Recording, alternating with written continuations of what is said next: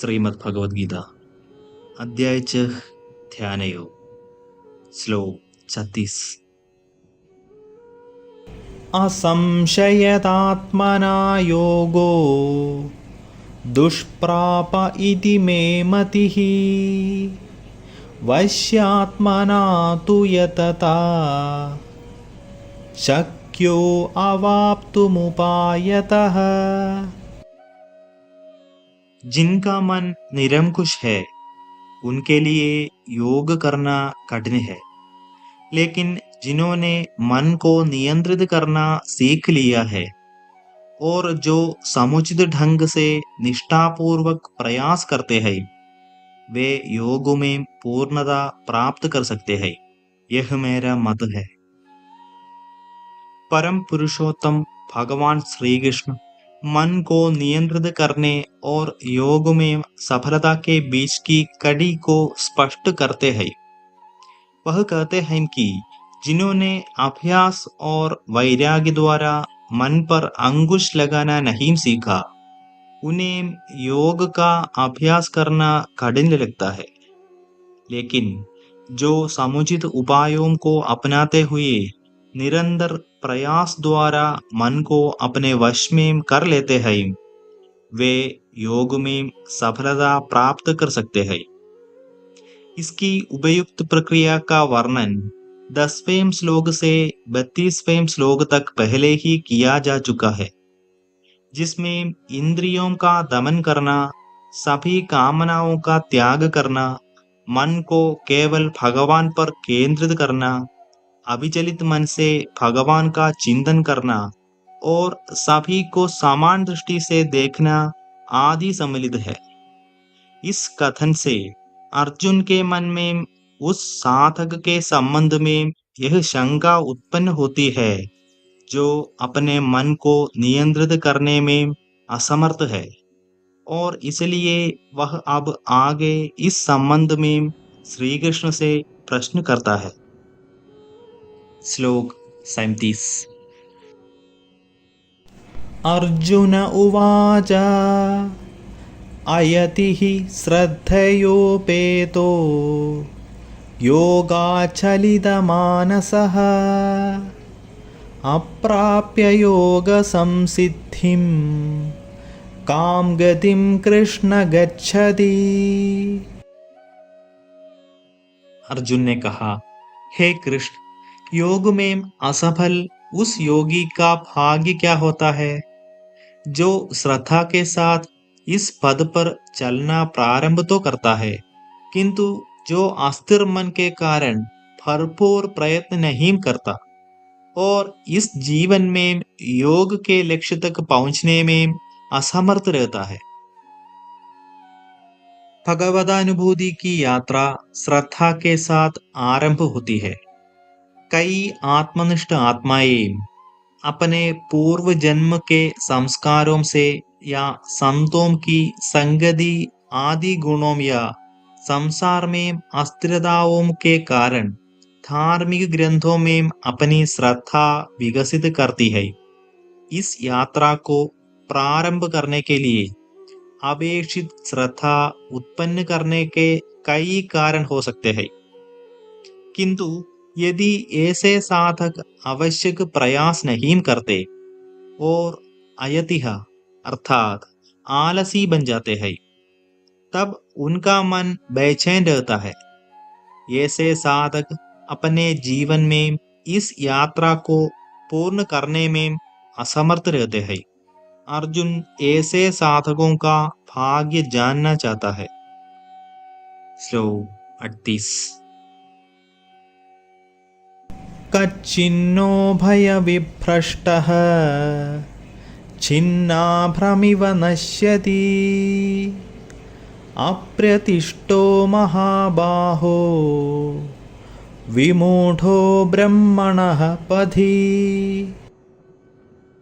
हे महाबाहु कृष्ण, क्या योग से पदभ्रष्ट ऐसा व्यक्ति भौतिक एवं आध्यात्मिक सफलताओं से वंचित नहीं होता और छिन्न भिन्न बादलों की भांति नष्ट नहीं हो जाता, जिसके परिणाम स्वरूप वह किसी भी लोक में स्थान नहीं पाता। जीवात्मा में सफलता प्राप्त करने की इच्छा स्वाभाविक होती है। यह भगवान जो पूर्ण सिद्ध है का अंश होने के कारण उत्पन्न होती है। भौतिक और आध्यात्म दोनों क्षेत्रों में सफलता प्राप्त की जा सकती है।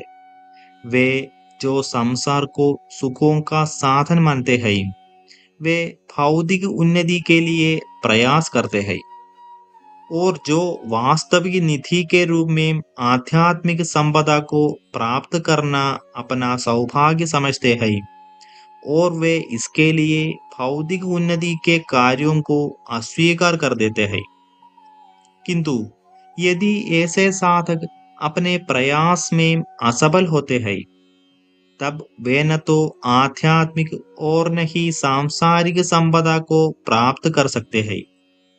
ऐसा सोचकर अर्जुन पूछता है कि क्या ऐसे साधकों की स्थिति छिन्न भिन्न बादल की भांति होती है, जो बादल समूह से टूटकर निरर्थक हो जाता है, एवं जो न तो पर्याप्त छाया देता है और न ही भारी होकर वर्षा करता है।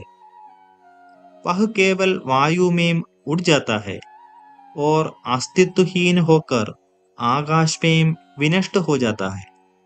अर्जुन पूछता है कि क्या असफल योगी ऐसे दुर्भाग्य का सामना करता है, जिसको किसी भी लोक में स्थान नहीं मिलता। श्लोक 39। एतन्मे संशयं कृष्ण छेत्तुमर्हस्य शेषतः त्वदन्यः संशयस्यास्य छेत्ता न ह्युपपद्यते। हे कृष्ण, कृपया मेरे इस संदेह का पूर्ण निवारण करें, क्योंकि आपके अतिरिक्त कोई अन्य नहीं है जो ऐसा कर सके।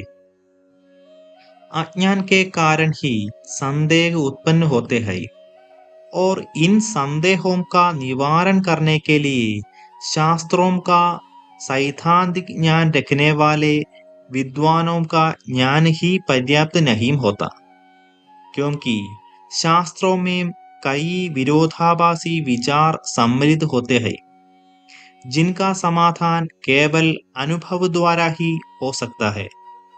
भगवत प्राप्त संत ऐसे अनुभूत ज्ञान से संपन्न होते हैं, जो सीमित मात्रा का होता है। वे सर्वज्ञ नहीं होते। ऐसे सिद्ध संत संदेह निवारण करने की शक्ति से संपन्न होते हैं, किंतु वे भगवान से तुलना नहीं कर सकते, जो पूर्ण एवं सर्वज्ञ है।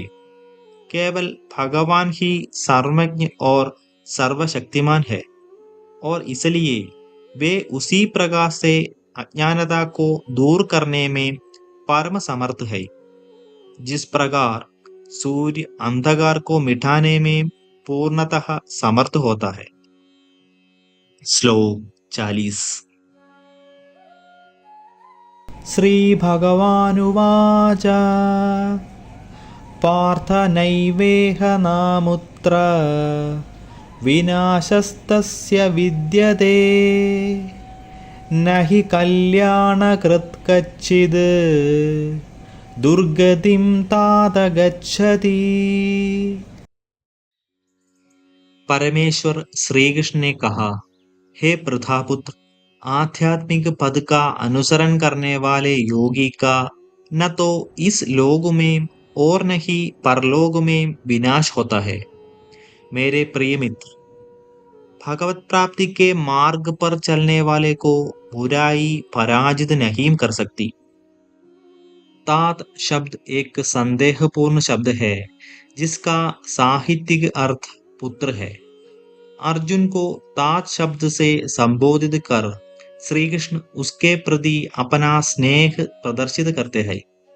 पुत्र को स्नेहपूर्वक तात कहकर संबोधित किया जाता है। गुरु शिष्य के लिए पिता समान है, और इसलिए गुरु भी कई बार शिष्य को स्नेहपूर्वक तात कहकर पुकारते हैं। यहाँ अर्जुन के प्रति अपना स्नेह और कृपा व्यक्त करते हुए श्री कृष्ण यह संकेत देते हैं कि भगवान उनकी सहायता करते हैं जो उनके मार्ग का अनुगमन करते हैं। वे भगवान के प्रिय होते हैं क्योंकि वे अति पुण्य और पवित्र कार्यों में लीन रहते हैं। भलाई करने वाले को कभी कष्ट नहीं होता। यह श्लोक यह पुष्टि करता है कि भगवान अपने भक्त की इस लोक में और परलोक में रक्षा करते हैं।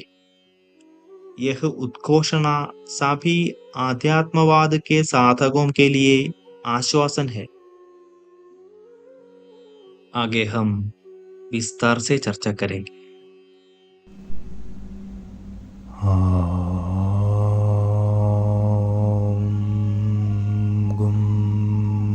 गुरुभ्यो